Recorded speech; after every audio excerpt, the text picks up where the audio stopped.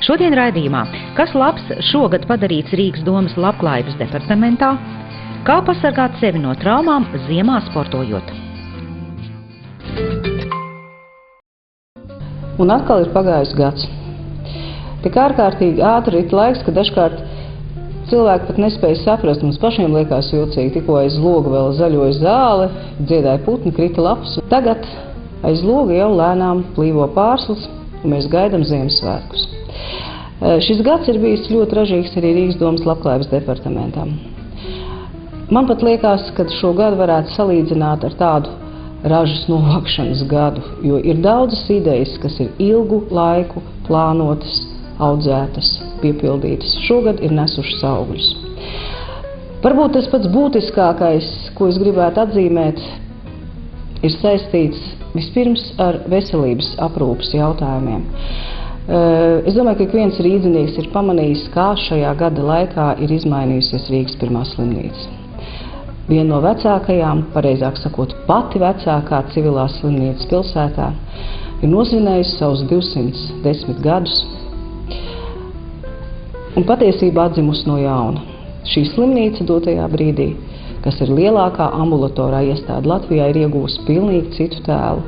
Šogad rudenī mēs esam atvēruši arī jauno Bruņinieku un Šarlotes poliklīniku, kas ar savu rehabilitācijas kompleksu viennozīmīgi ir viena no labākajām iestādēm Latvijā. Man ir milzīgs prieks par to, ka savu ceļu, vietu un nozīmību ir iegūsi sabiedrības veselības stratēģija Vesels rīdzinieks veselā Rīgā. Un kad šī stratēģija nav vienkārši dokuments, kas ir uzrakstīts un iegūlis kādā plauktā, tas ir simbols. Simbols, ko saprot tagad ne tikai rīdzinieki, ne tikai pilsētas iedzīvotāji, bet arī tie, kas veido politiku, kas plāno naudu un veido jaunus projektus pilsētā. Rīga šodien var droši teikt, ka mēs esam godam iekļāvušies Pasaules veselības organizācijas veselīgo pilsētu lokā. Nākamā gada pavasarī Rīgai tiks pasniegts šis goda apbalvojums. Varēsim viņu paturēt rokā, pielikt pie sienas un nopietni strādāt tālāk. Ir ļoti būtiski attīstīties, un līdz ar to arī veselības jomā mēs esam pieņēmuši nopietnu lēmumu apvienot, izveidojot vienotu veselības centru Pārdaugavā, izveidot Rīgas veselības centru, lai Rīgā būtu vienota pieeja, vienota veselības pakalpojumu pieejamība visiem iedzīvotājiem. Šajā gadā runājot par sociālo palīdzību, man ir jāsaka, ka sociālā palīdzība kopumā ir sniegta gandrīz 60 000 rīdzinieku, un tas ir liels skaitlis. Ikvienam, kam ir bijusi palīdzība nepieciešama, kaut vai vismazākā mērā, viņa ir dota, cilvēkiem ir dots padoms, kā labāk tikt galā ar savām problēmām, un, protams, arī pabalsti. Es gribētu aicināt tos rīdziniekus, kuriem varbūt īsti neveicas darba meklējumos, kuriem varbūt gribās iemācīties kādas jaunas prasmes, nākt uz Rīgas sociālo dienestu pie sociālajiem darbiniekiem pēc padoma, palīdzības un atbalsta. Ir daudz labas lietas, kuras ir saistītas ar starppauģu sadarbību. Es zinu, ka daudz rīdzinieku apmeklē Rīgas pašvaldības dienas centrus, kas tiešām ir viena unikāla vieta, kur cilvēkiem satikties, veidot brīnišķīgus darbus, darīt unikālas lietas. Man ir milzīgs prieks par jaunatvērtajiem centriem, kāds mums ir kopienas centrs Unijas ielā. Vēl šim centram ir dots nosaukums Paaudzes. Tā ir vieta, kur satiekās vecie un jaunie, kur satiekās bērni un vecie cilvēki, kur vecie var nodot savu pieredzi un zināšanas jaunajiem, un savukārt jaunie saņem tad tās tradīcijas, kuras varbūt kādreiz ģimenē tiek aizmirstas, nodot vienam priekš otra. Man ir prieks par to, ka Rīgā veidojās šādas te iedzīvotāju kustības, es saukšu viņas tā, aktīvu cilvēku kustības, kas vēlās darboties, centri ar dvēseli, cilvēki ar vēlmi darboties, jo tikai tā arī pilsēta var būt dzīva, draudzīga un veselīga.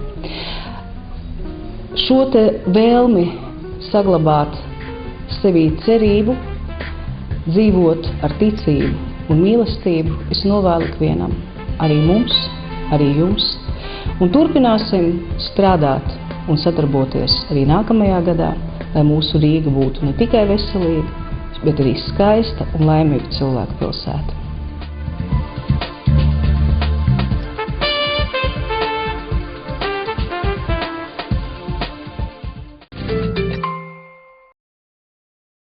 Pirmie soļi uz slēpēm sagādā lielu prieku jebkurā vecumā. Tad jau arvien drošāk laižamies no kalna, un tad jau liekas, ka māka rokā, bet atkal kritiens. Nekas, drīz vien rādīšu klasi. Tad pienāk laiks, kad neviens kalns neliekas par stāvu, neviens tramplīns par augstu. Un ko tie veči tur daudz mūd par aizsargu ķiverēm un citiem niekiem? Esmu pakļāvis ātrumu un vēju.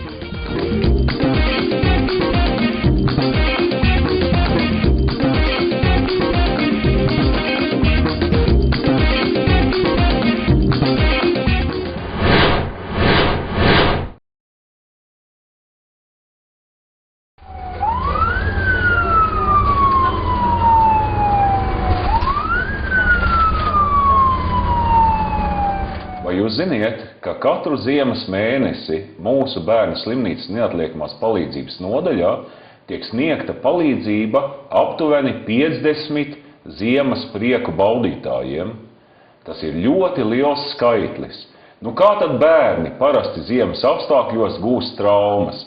Tātad pirmā lielā grupa ir bērni, kuri brauc no kalna dažādās konstrukcijās. Uz plēvēm, uz ragavām, uz pūšļiem, uz slēpēm, uz sniegdēļa. Otra grupa ir bērni, kuri brauc aiz automobīļa.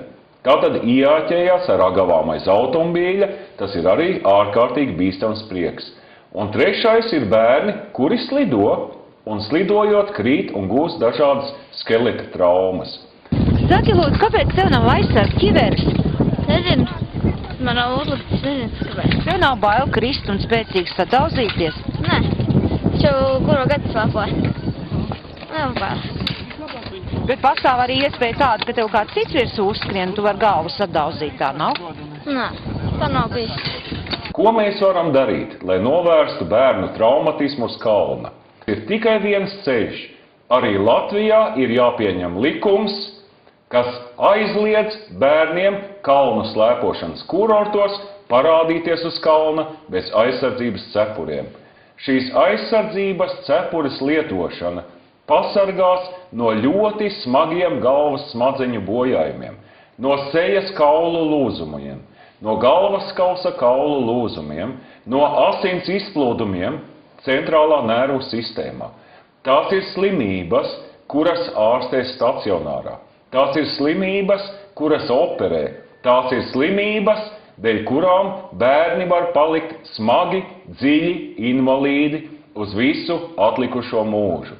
Vai tu ievēro visu drošības noteikumus uz kalnu? Nu, es tā īsti nezinu. Nu, jau laikam. Un kā tev izdevās tagad tik nelaimīgi nokrist? Es nezinu, man tur bija priekšā cilvēki, es nevarēju nobremzēt. Vai tu zini, ka būtu jālieto ķiveri braucot no kalna, un kāpēc tev ķiveres nav? Nu, man šķiet, ka nevajag ķiveri, tāpēc, ka ir smīgs sniegs un otrkārt, nezinu. Tagad es braukšu pa Lielkalnu, tad es likšu ķiveri. Tātad katru gadu mūsu slimnīcas neatliekamās palīdzības nodaļā tiek stacionēti 50 bērni no kalnu slēpošanas kurortiem ar dažāda rakstura centrālās nervu sistēmas traumām un skeleta bojājumiem.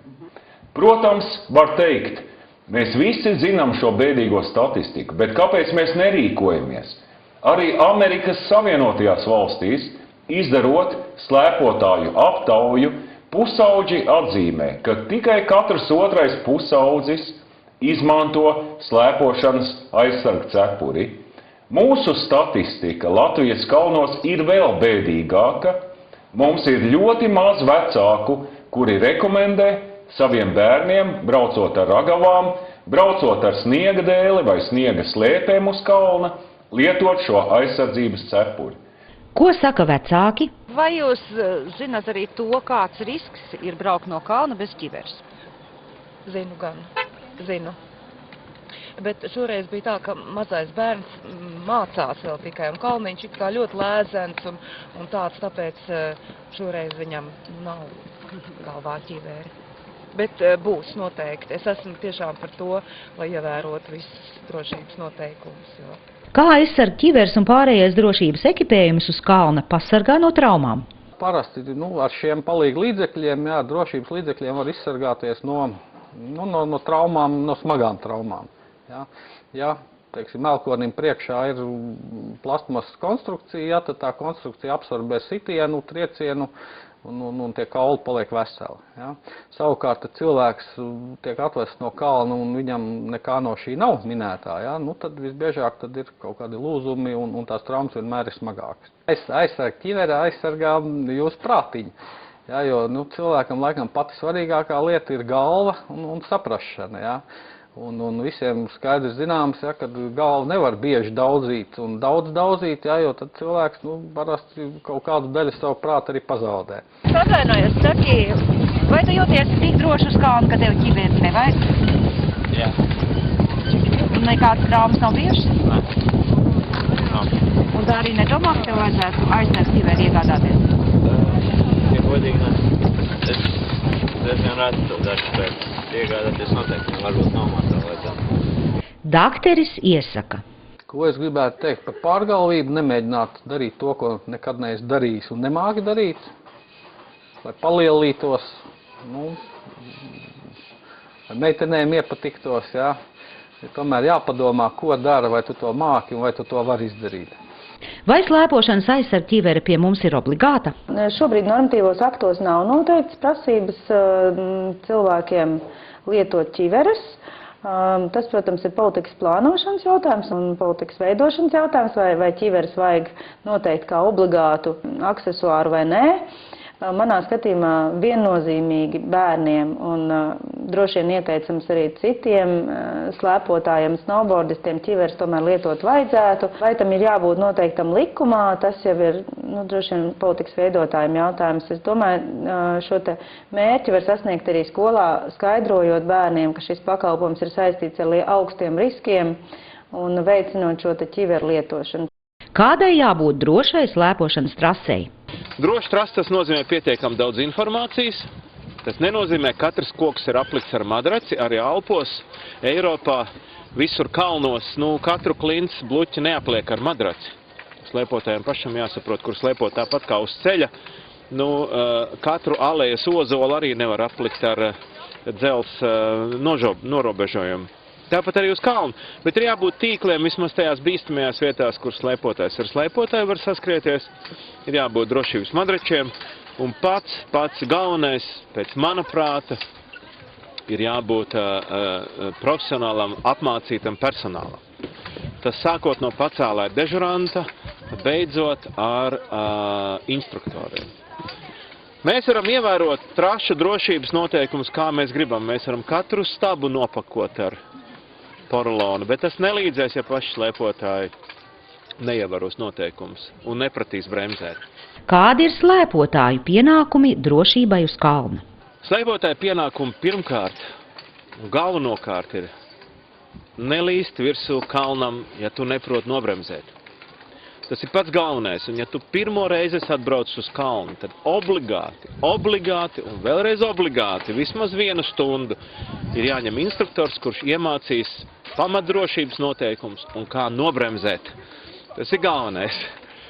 Tālāk nākamais un pats pamatprincips ir tāds, ka vienmēr atbildīgs par 2 slēpotāju sadursmi ir tas, kurš brauc no aizmuguras. Tāpat kā ar mašīnām, ja kāds ir apstājies pie luksofora un kāds cits ieskrien viņam aizmugurē, tad vainīgs ir tas, kurš ieskrēja aizmugurē, nevis tas, kurš priekšā pēkšņi apstājās, nobremzēja. Tas pats princips, jo priekšā braucošais vienmēr var apstāties strauji, pagriezt vai krist. Un ja tu esi aiz muguras un ja tu neesi gatavs tādam manevram, tad tu esi vainīgs. Un tālāk paša drošībai obligāti un vēlreiz obligāti ķiveri. Tas ir tik elementāri, ka grūti iedomāties kaut ko vēl elementārāk. Ķiveres patiešām nemaksā dārgi. Un ķiveres ir tik vieglas un tik ērtas mūsdienās, ka tu viņu pat nejūti. Es redzu, ka jums abiem galvā ir aizsarg ķiveres. Ko tās jums dod un vai netraucē braucot? Nē, bet viņas aizsargā, lai es galvu, bet viņas netraucē.